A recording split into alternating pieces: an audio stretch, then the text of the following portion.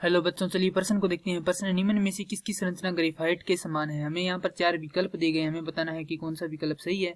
तो प्रश्न को आगे हल करने से पहले जो प्रश्न की मुख्य अवधारणा है उस पर विचार कर लेते हैं।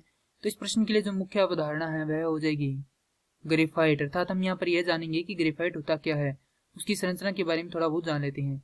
तो ग्रेफाइट तो यह कार्बन का अपर रूप है, और यह केवल कार्बन का ऐसा ही अपर रूप है जो क्या करता है, विद्युत का चालन करता है, अर्थात यह विद्युत चालक है। कार्बन के अन्य अपर रूप क्या नहीं करते, विद्युत का चालन नहीं करते, परंतु ग्रेफाइट एक ऐसा अपर रूप है जो क्या करता है, विद्युत का चालन करता है। अब प्रश्न को आगे हल करते हैं। तो हमें यहाँ पर बताना है कि ग्रेफाइट की संरचना किसके समान है। तो पहले हम ग्रेफाइट की संरचना बना लेते हैं, क्योंकि हम जानते हैं कि ग्रेफाइट की संरचना कुछ इस प्रकार से होती है, जिसमें यहाँ पर ये क्या है, कार्बन परमाणु है, और ये आगे इस प्रकार से जुड़े रहते हैं।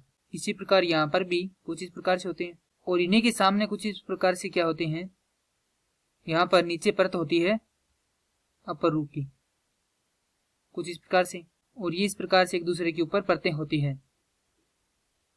ये होती है किसकी, ग्रेफाइट की संरचना।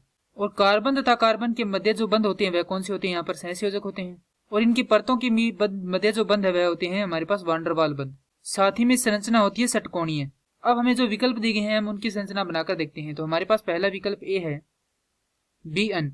तो हम क्या करेंगे, यहाँ पर Bn की x जो इकाइयां हैं वह लेकर हम यहाँ पर संरचना बनाएंगे। तो हमारे पास संरचना कुछ इस प्रकार से बनेगी, जिसमें हमारे पास यहाँ पर बोरोन होगा, और फिर यहाँ पर भी बोरोन होगा, इनके मध्य यहाँ पर नाइट्रोजन द्विबंध से यहाँ पर, और यहाँ पर भी द्विबंध से नाइट्रोजन, फिर इस प्रकार से आगे होगा ये, और यहाँ पर फिर बोरोन होगा, और कुछ इस प्रकार से यहाँ पर फिर से बोरोन, और इस प्रकार से ये संरचनाएं क्या करती है, यहाँ पर बनती रहती है।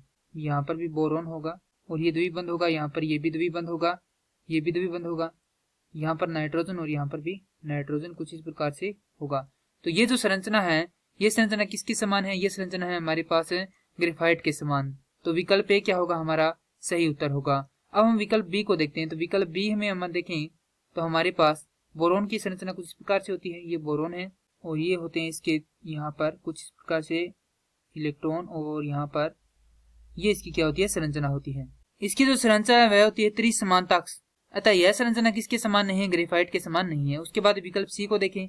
तो विकल्प सी में हमारे पास कार्बन के साथ कितने बोरोन है, 4 बोरोन है, तो यहाँ पर बोरोन होगा, फिर यहाँ पर इस प्रकार से भी क्या होंगे, बोरोन होंगे, और इस प्रकार से ये हमारे पास एक संरचना होती है। तो यह भी किसके समान नहीं है, ग्रेफाइट के समान नहीं है। अब विकल्प डी को हम देखेंगे। तो विकल्प डी में हमारे पास है डाइबोरोन, और इसकी संरचना को हम क्या कहते हैं, हाइड्रोजन ब्रिज भी कहते हैं। तो यहाँ पर ये होगा बोरोन, माफ कीजिए, यहाँ पर कुछ इस प्रकार से होगा बोरोन मध्य में, यहाँ पर हाइड्रोजन, यहाँ पर बोरोन, और यहाँ पर ये कुछ इस प्रकार से बंद होता है, यहाँ पर हाइड्रोजन, यहाँ पर भी हाइड्रोजन, यहाँ पर भी हाइड्रोजन, इस प्रकार से यहाँ पर ये हमारे पास इस प्रकार का बंद होता है, और यहाँ पर हाइड्रोजन, और यहाँ पर भी क्या होता है, हाइड्रोजन होता है।